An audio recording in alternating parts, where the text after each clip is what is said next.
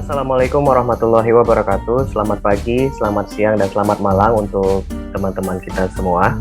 Kami dari kelompok oleokimia akan mempresentasikan tentang hidrolisis minyak atau fat splitting untuk memenuhi tugas mata kuliah Teknologi Oleokimia Universitas Sumatera Utara dari dosen pengampu Profesor Dr. Insinyur Renita Manurung MT. Nah, kami beranggotakan atas 3 orang. Yang pertama ada Renata Situmorang dengan NIM 190405168. Kedua, saya sendiri Muhammad Jauza Abila dengan NIM 190405173. Dan yang terakhir ada Andini Juliana Pakpahan dengan NIM 190405175. Oke, yang pertama yang saya akan jelaskan adalah fat splitting. Jadi minyak atau lemak secara umum merupakan trigliserida yang mengandung gliserol dan asam lemak baik jenuh maupun tidak jenuh. Dalam industri oleokimia, dengan proses kimia struktur, minyak dipecah menjadi struktur lain seperti asam lemak, gliserol, metil ester, asam lemak, dan juga alkohol asam lemak. Nama lazim dari lemak adalah trigliserida. Molekul lemak terbentuk dari gliserol dan 3 asam lemak. Oleh karena itu, penggolongan lemak lebih didasarkan pada jenis asam lemak penyusunnya. Berdasarkan jenis ikatannya, asam lemak dikelompokkan menjadi 2, yaitu yang pertama adalah asam lemak jenuh, yaitu asam lemak yang semua ikatan atom karbon pada rantai karbonnya berupa ikatan tunggal. Contohnya seperti asam laurat, asam palmitat, dan asam stearat. Yang kedua adalah asam lemak tak jenuh, yaitu asam yang mengandung ikatan rangkap pada rantai karbonnya. Contohnya asam oleat, asam linoleat, dan asam linolenat. Nah, fat splitting. Secara definisi, fat splitting adalah proses pemecahan lemak ataupun minyak, yaitu trigliserida, menjadi fatty acid atau asam lemak, serta gliserin sebagai produk samping dengan menggunakan air atau proses hidrolisa, ataupun menggunakan enzim. Secara khusus, reaktan pada proses ini adalah minyak atau crude palm oil, palm kernel oil, serta coconut oil, atau lemak yang sudah dikilang untuk pembersihan. Adapun kegunaan dari proses pemecahan lemak ini adalah untuk menghasilkan asam lemak dan gliserin sebagai produk samping. Selanjutnya, untuk macam proses fat splitting akan dijelaskan oleh teman saya Renata. Untuk Renata, dipersilakan. Baiklah, selanjutnya saya akan menjelaskan macam proses fat splitting.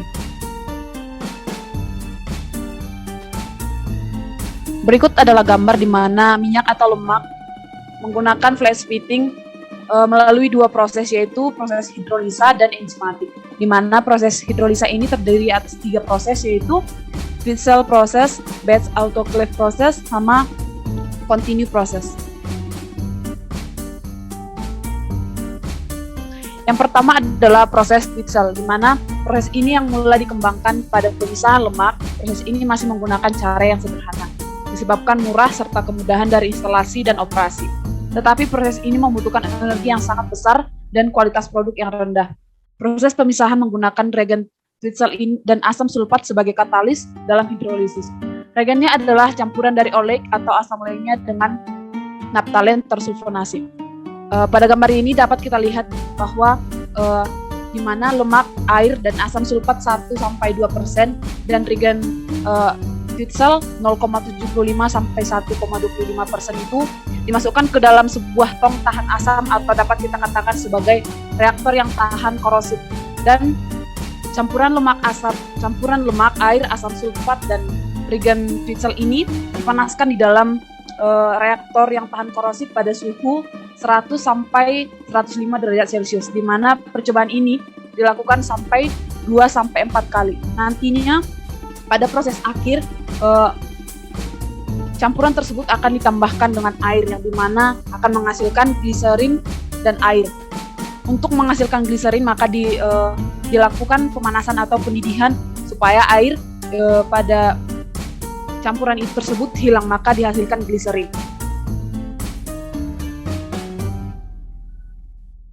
Yang kedua yaitu proses autoclave batch, di mana proses ini adalah metode komersial yang membutuhkan waktu yang cukup lama dalam pemisahan.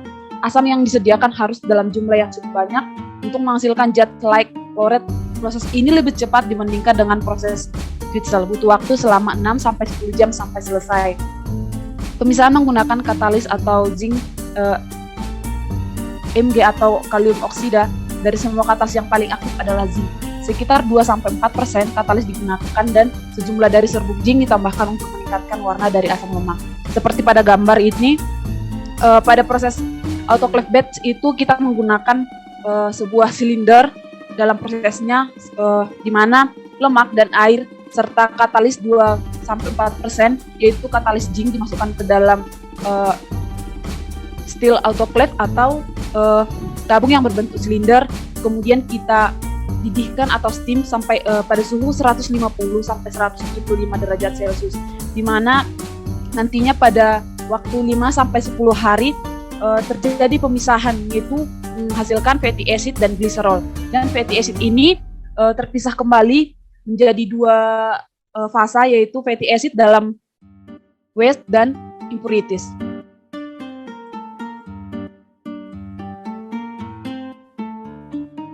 Selanjutnya yaitu proses kontinu, di mana proses kontinu ini merupakan proses pemisahan lemak dengan menggunakan suhu dan tekanan yang tinggi. Proses pemisahan asam lemak lebih dikenal dengan proses Cold-Take Emery. Merupakan metode yang paling efisien dalam hidrolisis lemak. Suhu dan tekanan tinggi dipergunakan untuk mempercepat waktu reaksi. Aliran counter current dipenuhkan oleh minyak dan air. Gunanya itu untuk menghasilkan suatu derajat pemisahan yang maksimal tanpa memerlukan katalis. Pada gambar ini dapat kita lihat bahwa minyak atau lemak itu direaksikan atau dipisahkan itu di dalam pompa, yaitu di mana minyak dimasukkan ke dalam pompa atau reaktor dengan proses splitting, di mana di dalam gambar ini terdapat splitting tower, di mana nantinya hasil dari proses kontinu ini merupakan sweet water sama fatty acid. Yang terakhir yaitu proses secara enzimatik, di mana lemak dan minyak dapat dihidrolisis dengan enzim yang alami.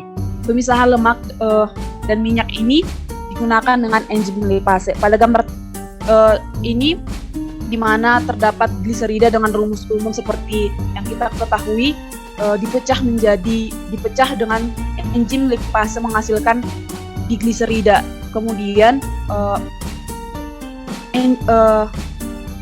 digliserida ini dipecah menjadi monogliserida dengan enzim lipase. Kemudian monogliserida itu dihidrolisis kembali dengan enzim lipase menghasilkan gliserol.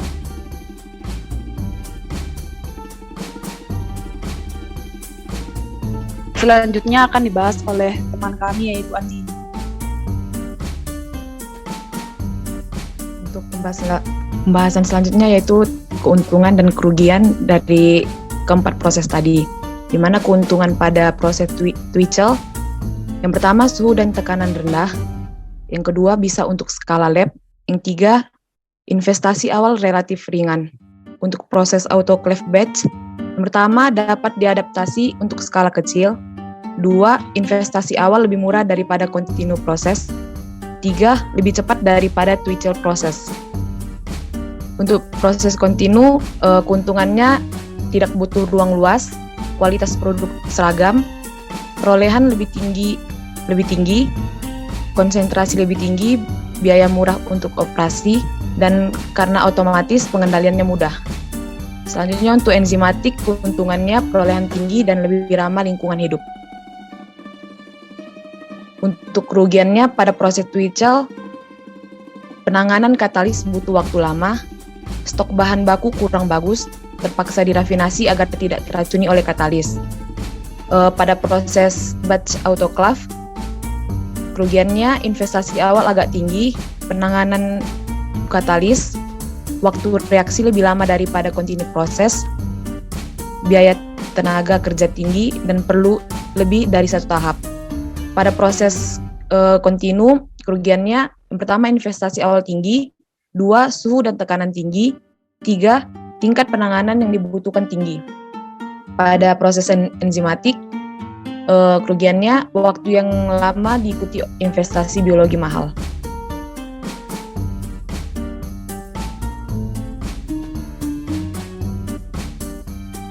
pada proses pembuatan asam stearat. Untuk proses yang pertama yaitu proses Twitchell. Lemak dan minyak dicampurkan dengan 1-2% asam sulfat dan 0,75 sampai 1,25% reagent Twitchell di dalam suatu reaktor tahan korosi. Campuran tersebut kemudian dididihkan pada tekanan atmosfer selama 36 sampai 48 jam dengan menggunakan steam. Proses tersebut diulang sampai 2 atau 4 kali. Di akhir proses ditambah air dan campuran dididihkan untuk menghilangkan sisa asam yang masih tertinggal.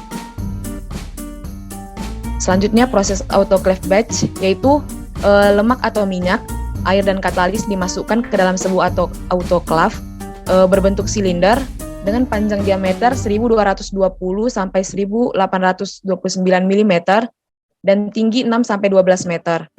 Kemudian steam diinjeksikan secara kontinu melalui bottom autoclave.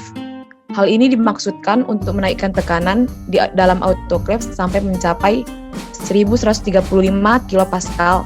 Setelah 6-10 jam, sekitar 95% lemak atau minyak terkonversi menjadi asam lemak dan gliserol. Setelah direaksikan di dalam autoclave, isi autoclave kemudian dikirim ke dalam settling tank, di mana akan terbentuk 2 fase, yaitu fase asam lemak pada bagian atas dan fase gliserin atau sweet water pada bagian bawah. Asam lemak kemudian dipisahkan dari sweet water, lalu dilakukan pencucian untuk menghilangkan pengotor dan asam mineral yang masih terkandung di dalamnya. Selanjutnya proses kontinu. Lemak atau minyak dialirkan ke dalam fat splitting reaktor melalui suatu pompa bertekanan tinggi. Kemudian air dialirkan ke dalam fat splitting reaktor dengan rasio 40-50% berat lemak atau minyak. Proses splitting dilakukan dengan menambahkan steam pada temperatur 250-260 derajat Celcius. Selanjutnya, proses secara enzimatik. Reaksi ini dilakukan pada kondisi optimum aktivitas enzim di fase, yaitu pada suhu 35 derajat Celcius dan pH 4,7 sampai 5. Derajat pemisahan pada proses ini mampu mencapai 90%. Selanjutnya saya kembalikan lagi kepada Jausa. Terima kasih Andini. Jadi sekian presentasi kami kali ini. Semoga bermanfaat bagi para penonton dan bagi kami sendiri. Terima kasih sudah menonton video ini sampai akhir. Wassalamualaikum warahmatullahi wabarakatuh. Selamat pagi, selamat siang, dan selamat malam.